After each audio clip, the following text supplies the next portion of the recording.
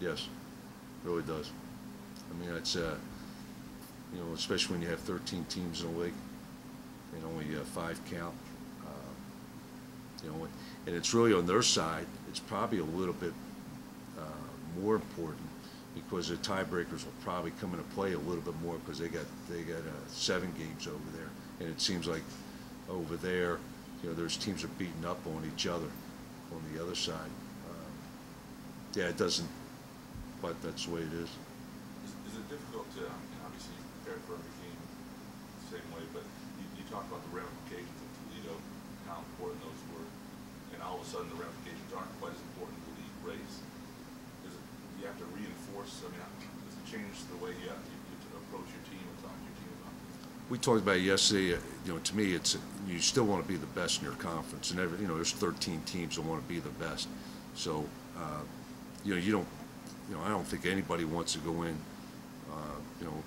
either side go into a championship game or a divisional game or whatever, and say, okay, we'll lose these, or it doesn't really make a bit of difference. I mean, kids are competitors, and they want to go out there. And Akron's going to be a stiff test.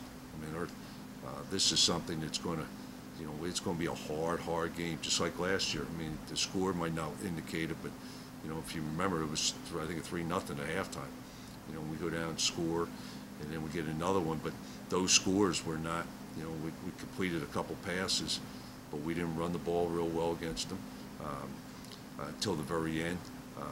Defense, we would shut them down, but it's a different attack. So there's a lot of challenges, I think, that we're going to face this week, and we got to get better. I mean, it's all adage. If you just stay the same, you're getting worse. Bill, night game last week, night game this week. Talk if you would about kind of the sitting around beforehand and which you prefer. I prefer whatever the administration. It's hard for the team because it's when you play at night. It's some guys think, okay, I can stay up another half hour.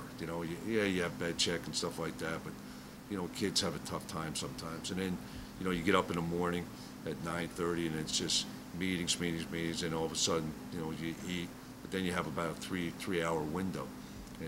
And I know I even get sluggish. I mean, like this past week, I got up. And I finally, usually you're so exhausted by the end, you just want to take some naps by the end of the week, with recruiting and game plan and all that stuff there. But even this one, I finally just got up, just started walking around. So that's what happens at night games. Sometimes you get a little sluggish in the very beginning. And then, fortunately, when you play at home, you got the home crowd that kind of re-energizes you. But it is an issue. And then what you don't want to do is have those guys going up and down the rooms all day long. And I've been at one place, we did that. And, pretty soon your kids, you're up in the room for an hour, you got to come downstairs, up for and that, and you're going back and forth. I don't want to do that to these guys here.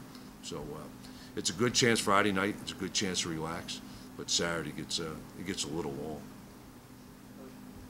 Tell me if this is just me, but has this team been a little slow to forge a public identity because of kind of the nature of the schedule going on? I'm getting that kind of like in the past we had the Girl Jennings identity and some other things, the defense last year. Can you talk about that a little bit? Yeah, I think when you play the 3 teams we played early, sometimes people, what's going on? Why, shoot, I don't know West Virginia's ranked now, but I know Missouri's up to 17. Indiana's getting votes for the top 25, and we played a hard schedule, and then this team, I kind of like it because it is a team. There's not one guy. Even when Jamarco has all those catches, and all of a sudden, this week he has 4, I think 4. Well, there goes Herb Mark. That wouldn't have happened 2 years ago with what we had there. So that's what I'm seeing. That the maturing process. We've always had our leaders, and they were definitely guys that was everybody knew who they were. You may not like them, but a lot of times leaders aren't well liked anyway. But everybody knew that those guys are. Now, it's an evolving process right now. We talked, a lot of these guys have come in. They're only separated by like a year or two. The juniors and senior class, a lot of those guys never had the lead because we always had our defined leaders. Now we had guys that worked hard, like Robbie. You know, everybody knew he was kind of the leader on the front. But now, you know, his role is a little bit different. So I kind of like it. I'm kind of enjoying myself on it, just to see the evolution of our kids on how they're coming about and what they're doing. It's kind of a nice, it's hard, but it's kind of nice seeing the growth of this football team.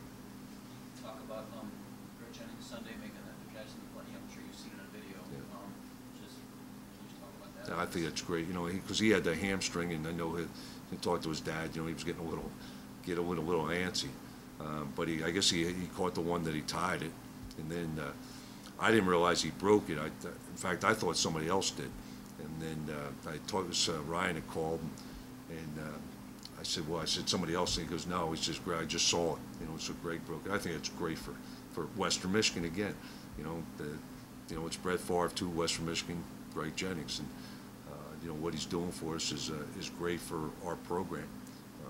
But for him, I think that's really a special moment.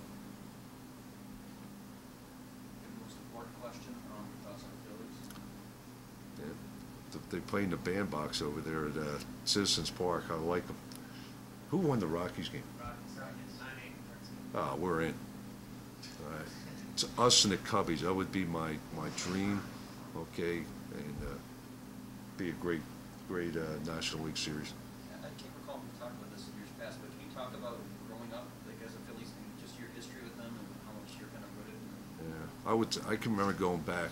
One of my fondest memories was going to Connie Mack Stadium with my dad. I was probably 7, 8 years old, and at that time it was Richie Allen, but now it's Dick Allen. But what a great player, and just going there and following him and listening on the radio, which, you know, or old, you know, Bob, you probably remember, Robin, you listen on the radio at the games. I mean, you didn't have cable TV. You had the little transistor radio and listen to it.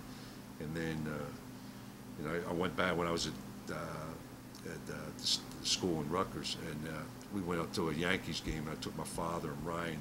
It just brought back a bunch of memories, because I think we all remember going to baseball games with your dad. I thought that was, and that's what I remember back then.